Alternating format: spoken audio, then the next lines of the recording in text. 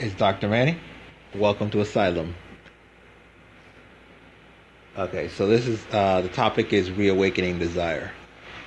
So a lot of us have a lot of potential, and we have all these things that we could become, and all these things that we could do. But at the end of the day, we'll find ourselves at some point where we just don't want to anymore. We just don't feel like being bothered. Um, you see the rewards, and they don't. People can push those buttons or whatever, and use whatever drivers have driven you in the past, but you just don't want to.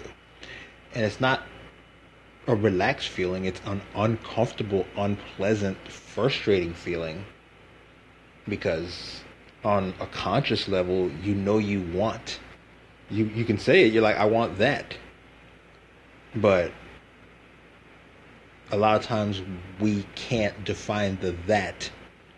We can't paint the vision. We can't figure out how to express it in a way that makes it either understood to ourselves.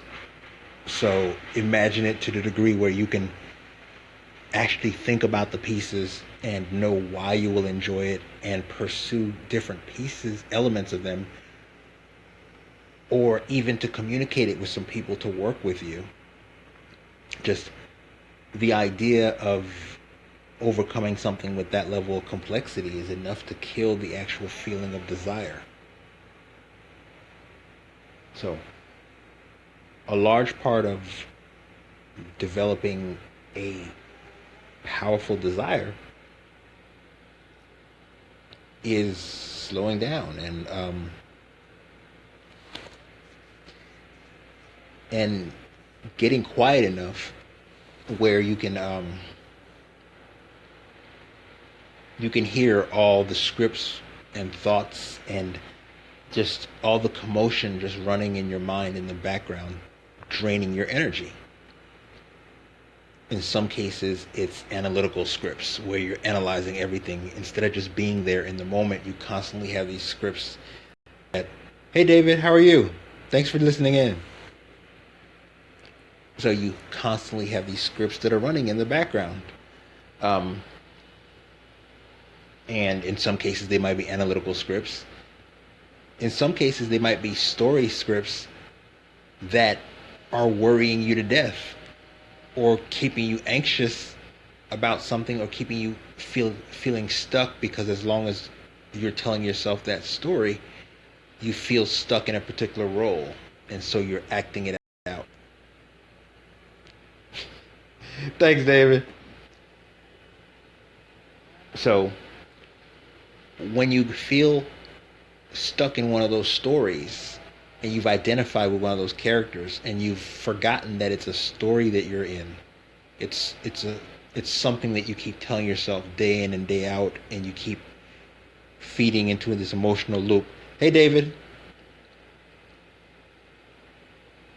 for as long as you continue to tell yourself that story and you continue to sit in that role, there's a major energy drain happening. You'll feel stuck and frustrated. You'll feel limited to the ideas in the role. You'll feel guilty when you do things that aren't consistent with that character you've identified with. You'll feel lesser than when you're not living up to the standards projected into the culture by that story. And as long as you're pushing in that direction, outwards, you won't be you'll be measuring and comparing yourself to something that prohibits you going inwards without criticizing, judging, and draining yourself, moralizing certain aspects of just being in a quiet space. And all that is just within the experience in the background of your state of being. These scripts are churning and they're causing chemical reactions in your body. They're controlling your levels of energy. They're causing these waves of emotions that wash over you throughout the day, shifting your entire demeanor, shifting your level of performance, jostling your general focus, your clarity, your sense of self, your sense of um, competence, your sense of belonging, your entire intrinsic motivation. So that's the energy that you hear people talk about when they talk about negative energy. And as long as that's running in the background, you won't have the energy to pour into the introspection in the quiet space. As a matter of fact, you won't even want to go there, because every time you think about the quiet space, you'll think about all of these scripts running, badgering you and talking to you constantly in these criticizing or ruminating circles. So that space of storytelling feels so negative when it becomes that constricting, victimizing, controlling, guilting narrative that a lot of people will run to hide in analytical scripts. So these are people who don't want to be emotional about anything. They analyze the hell out of it. They deconstruct it to the point where it becomes meaningless emotionally. They'll tell you the words, the meaning of the words, but when they speak the words, it doesn't move them. The words don't move them. They call it cognitive. Yeah, it's cognitive empathy. That's the word, cognitive empathy, as opposed to affective empathy. Someone stuck in the analytic mind and applying the analytic scripts to emotional situations, they're churning these scripts in their minds all day, consuming energy, when they should just be there, just be being. Because by being, you release the energy to be inspired by the moment. You release the energy to be curious. Because you're not running those scripts, you're not projecting preconceived notions onto your current reality. You're not applying the emotional hooks and pains from the past to your current situation, which is a distorting lens, by the way, because it constrains the ideas you can pull into your mind.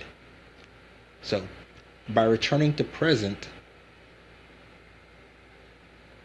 you can, in the quiet, you can eliminate all the noise of those narrative scripts telling you stories that are either pulling you into the future, or keeping you stuck in the past, or keeping you feeling like a victim, or driving you to like a neurotic perfectionism.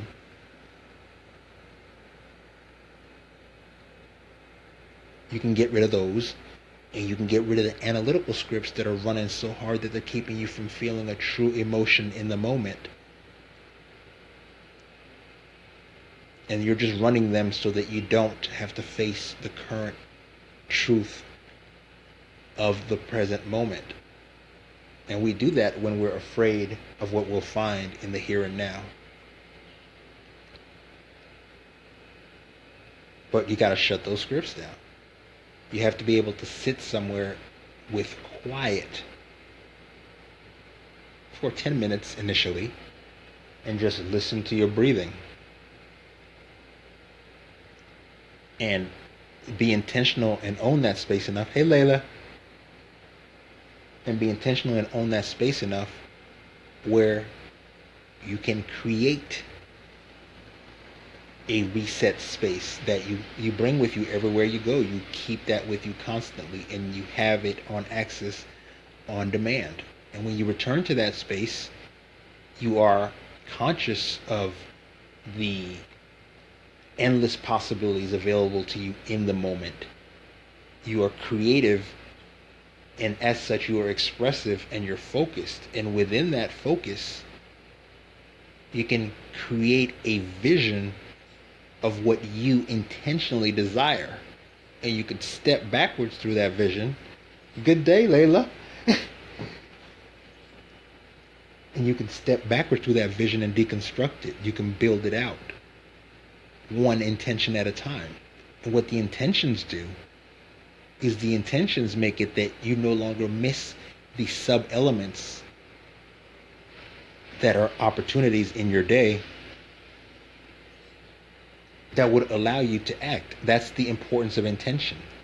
You use the intentions so that you can be present with no scripts running, but having thought through after reflection what it is you truly want, a little piece at a time. You can use those intentions as ways to step into your future in the right direction. Those intentions, those memories are going to be more accessible than expectations. Expectations would trigger you into these emotional states, running those toxic scripts we talked about earlier.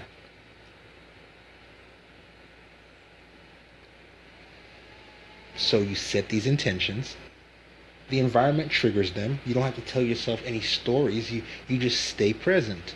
You spend as much time in the present as possible, because this is the only place in which you can take action. When you pop into the future and you find yourself popping into worry, catch yourself doing that. You be like, holy crap, I am worrying. And you can churn through worry, but worry will never motivate you. Not ever. Worry will never make you want the future. Worry will make you lean back and resist the future. There's no desire in that. So when you catch yourself worrying, you know that you're running one of those story scripts. You're projecting your present self into the future unprepared and not leaving room for agency, not leaving room for action, not leaving room for planning, not leaving room for growth, not leaving room for adjustment for mistakes. You're imagining a rigid trajectory into a cataclysmic future. So obviously that's not going to create desire to lean forward and act. It's not even going to create the desire to think about the future or the elements of it, because every time you do. Thanks, David. I appreciate it. Thanks for sharing my broadcast. So you're going to dig in your heels and lean back. You're not going to be thinking deeply about the future in a vivid way where your attention is focused by it and you're stepping into it and you're checking to see if every action you do actually is going to lead to the results you want in an honest, present, empirical way. Worry doesn't do that. So when you sense the anxiety, when you sense the worry, get clear on it. What are you worried about? Write down specific things you're worried about. Ask yourself, are they in your control or are they outside of your control? If they're outside of your control, let them go. If you got some cataclysmic shit coming and you can't stop it, then worrying about it between now and then is not going to help you any bit. You're just going to increase the arc under your suffering. And there's this thing they say, pain is mandatory and pain is a signal, but suffering is optional. That's what they mean. Like, that worrying is suffering. Let that go. Yeah. So when you release that kind of energy, and you have to do it from moment to moment. You have to be like, oh, I'm worrying. What am I worrying about? Oh, I'm worrying that, and then your brain will make up something. Your conscious mind, when you ask it questions, it will make up an answer for you. So you're like, what am I worrying about? And your mind will be like, I'm worried that the mailman won't deliver the mail on time. Well, then what? Well, then I won't get that letter that I need in time to beat traffic downtown. Then what? Then I'll be stuck in traffic. And then what? Then, well, I get bored in traffic and I have road rage. Then what? Then I'm afraid I will lose control. So you're worried about losing control at some point in the day. When you develop that level of certainty, you can think about a specific solution. So if you're worried about losing control at some point during the day, then start to observe what it is that drives you to that point. Where are the points that you're draining your energy so that by the end of the day, you're running out of fuel?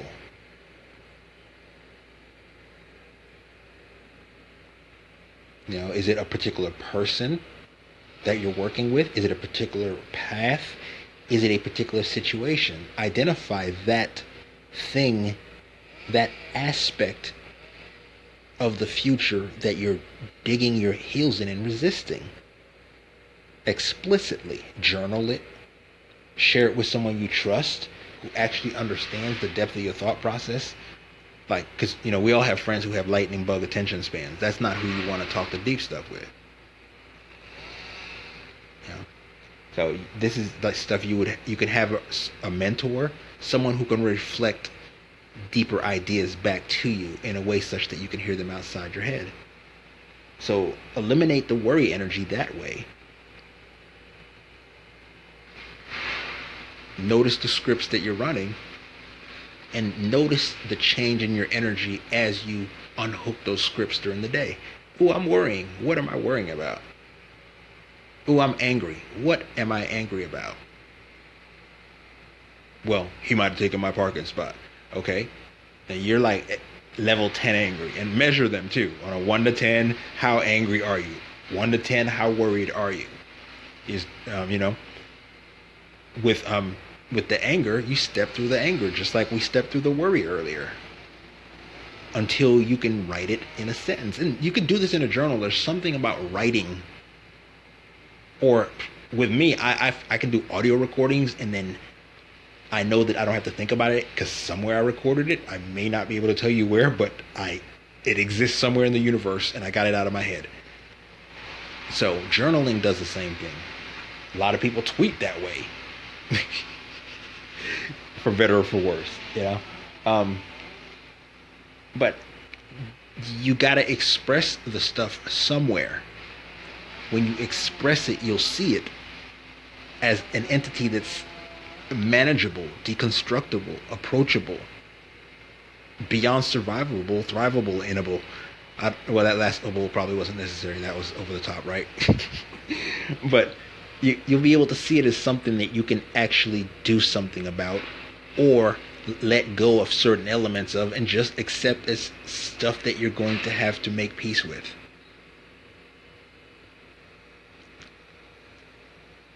So as you do that, you'll find that you have increasing amounts of time. As you have a strategy for worrying or stopping worrying, you'll find that you are catching yourself worrying at different times, because you won't deny the worry now that you have a tool to use against it. So you'll notice yourself worrying or guilting yourself. Guilt is another emotion this is fantastic for. But you'll catch yourself guilting yourself during times like when you should be playing, times when you should be spending time with your kids, times when you should be sleeping. And you'll be like, okay, what's keeping me from sleeping? Well, this worry script is running. Unhook that script, right? So as you start to label and notice these scripts, you are able to create action patterns around them. When I am worried, I will do this. And that this usually involves returning to a deep breathing so that you can cleanse your palate. Because you don't want to try to go from anger to orgasm, because that's how you build a really addictive, toxic relationship cycle. This is where people have a lot of arguments in their relationship, because they know that that's the context within which they get the level of arousal to have passion, which they maladaptively sublimate to sex.